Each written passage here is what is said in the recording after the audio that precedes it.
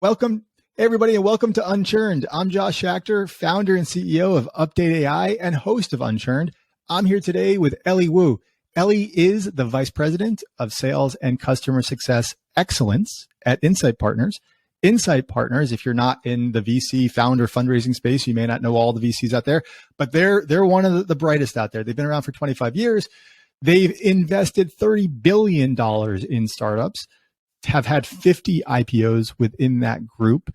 That includes over 500 companies in their portfolio. And those companies are companies like Salesforce, Shopify, Qualtrics, DocuSign, Twitter, Monday, Wix, you name it. I mean, the list goes on. And so we're in really good company here with Ellie, who has purview to all of those portfolio companies.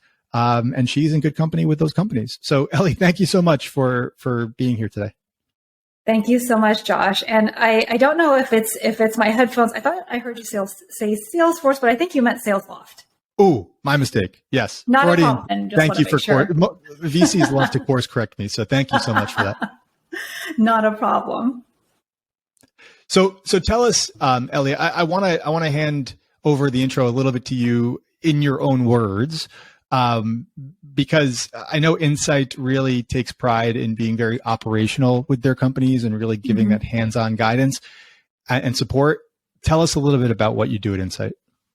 Sure. So prior to joining Insight, I spent the bulk of my career starting from engineering, moving into sales, then from sales to CS, and then from CS to customer experience. And bringing that experience into our portfolio is really the benefit of those companies who get to partner with Insight.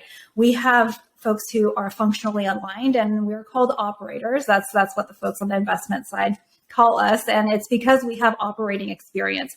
Having the front row seat or the battle scars and knowing intimately the challenges and how we've navigated or how we wish we would have navigated things when we've been in these seats, and being able to work with our CEOs and their leaders has been a really exciting role to have, particularly in this current environment that we are still navigating.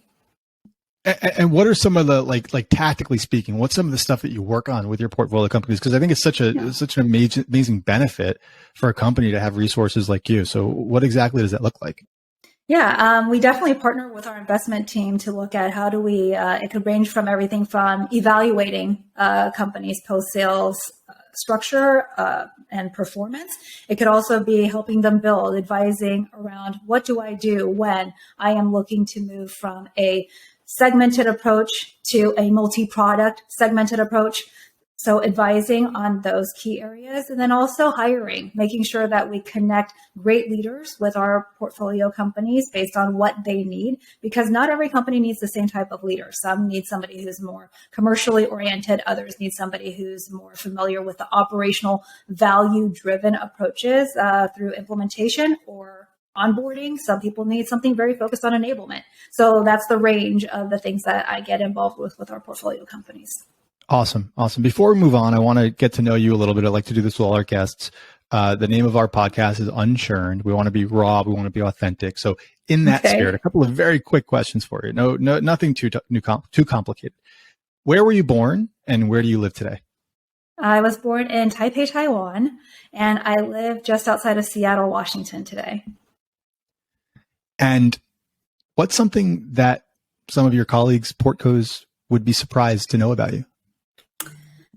You know, I found that some folks are surprised that I speak Mandarin. And even though it was my first language, I think there is this inherent bias just based on how I speak English, that they are sometimes surprised that I speak Mandarin or that I wasn't born here.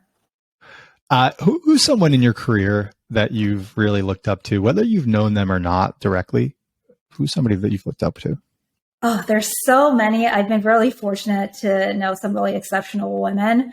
Reshma Sujani is definitely one that comes to mind. And just her story, her resilience, the lessons that she so candidly shared about what she learned at her run at trying to pursue public office, and what she's been able to do today for so many of the girls and women who have pursued a career in engineering and otherwise. I think she's just amazing. I'm sorry, I'm embarrassed. Who is she?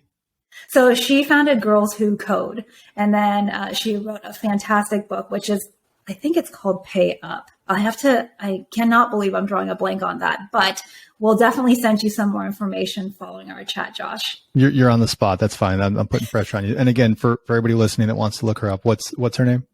Reshma Saujani. Reshma Saujani. Okay. Yes. Awesome. All right. Let's talk a little go to market, a little customer success here. As you know, a lot of our audience are in customer success and adjacent fields and functions within SaaS. Mm-hmm. So, we're in right now, we're recording this in Q4 2022. We're in what some might say is a downturn, right? And there's anxiety out there.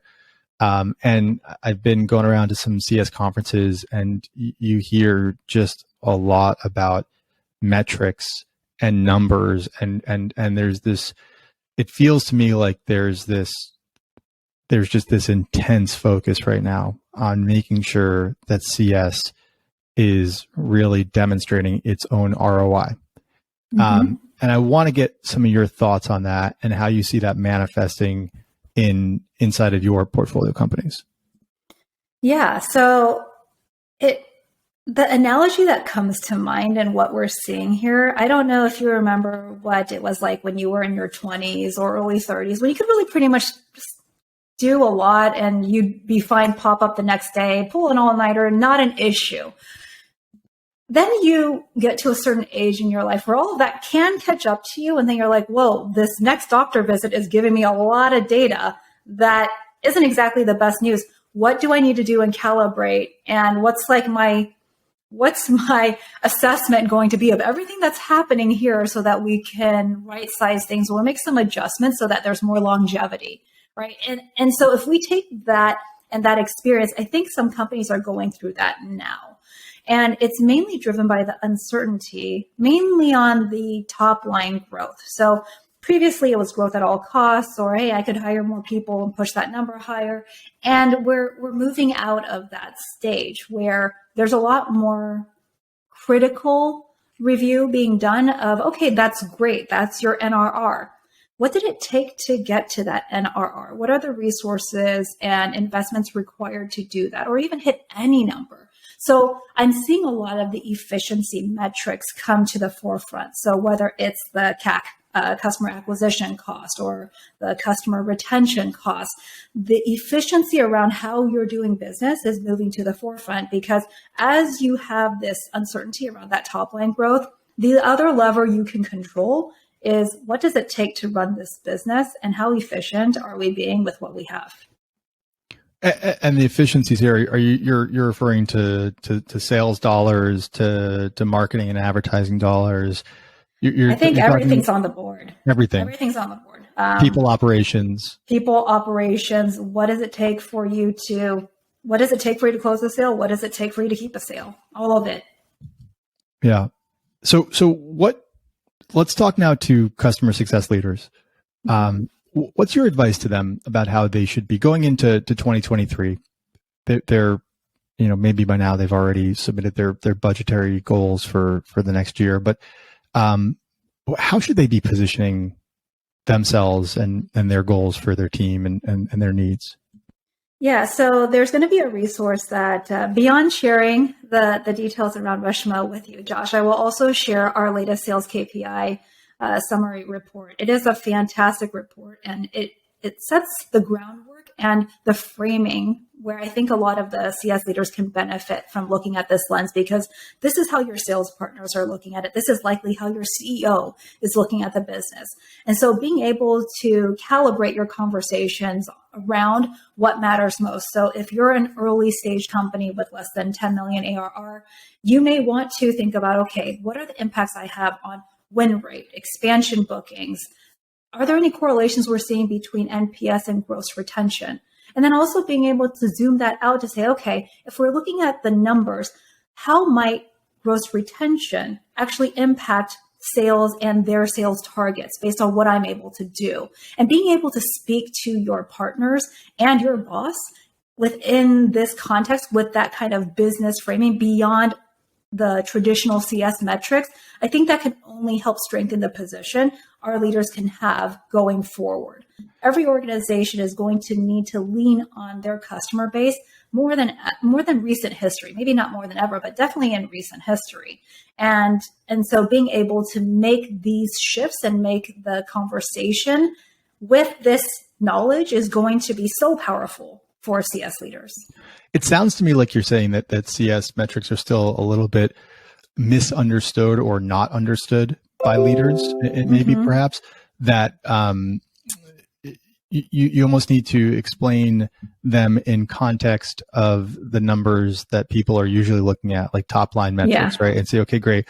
We know you guys all understand pipeline velocity metrics and sales metrics. And here's the correlation, the relationship. Here's the second order, correlation from CS to those other metrics that we know you understand. Is that kind of what you're saying? Yeah, you're essentially translating it into their language, right? So if you only speak within your own language, it's going to require more work and effort for them to meet you where you are. We talked a little bit about the portfolio that you have at Insight, the strength of that portfolio. Lots of companies that have large CS teams. What are folks coming to you for in this moment in time? What are some of the themes that you're seeing that are top priorities, or maybe struggles, or moonshots that leaders are wanting to take in the coming year?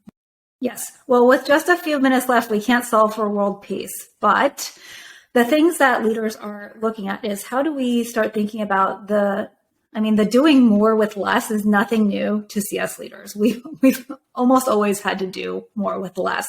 The difference here is they're having more of their peers or their leaders coming to them to say, what can CS do to help us write out some of this bumpiness?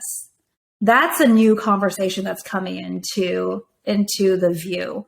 Whereas previously it was, CS, I just need you to hold up this number and make customers happy. Now it's much more, okay, our existing customer base, we need to make sure they stay. And if they can, let's grow. And that has shifted the perspective and the conversation CS leaders are having with their peers and with their leaders. So it sounds in many cases as it's sobering for companies, but it's potentially an opportunity for customer success within those organizations to show their value. Absolutely. And that's why I stress again this is a great time for CS leaders to get to know the metrics beyond CS and to think about how do I translate the impact between my metrics and the metrics that I'm seeing seeing on the board decks. If we want to get a copy of your report, you'll send it to me. I'll put it into the show notes for the podcast. Others can pick up on it. Yes, absolutely. Ellie, thank you so much. Make sure that your CFO knows if you work in CS, make sure your CFO knows what you do, knows what your department does. We'll leave it at that. Ellie, thank you. Thank you all for listening. Thank you, Josh.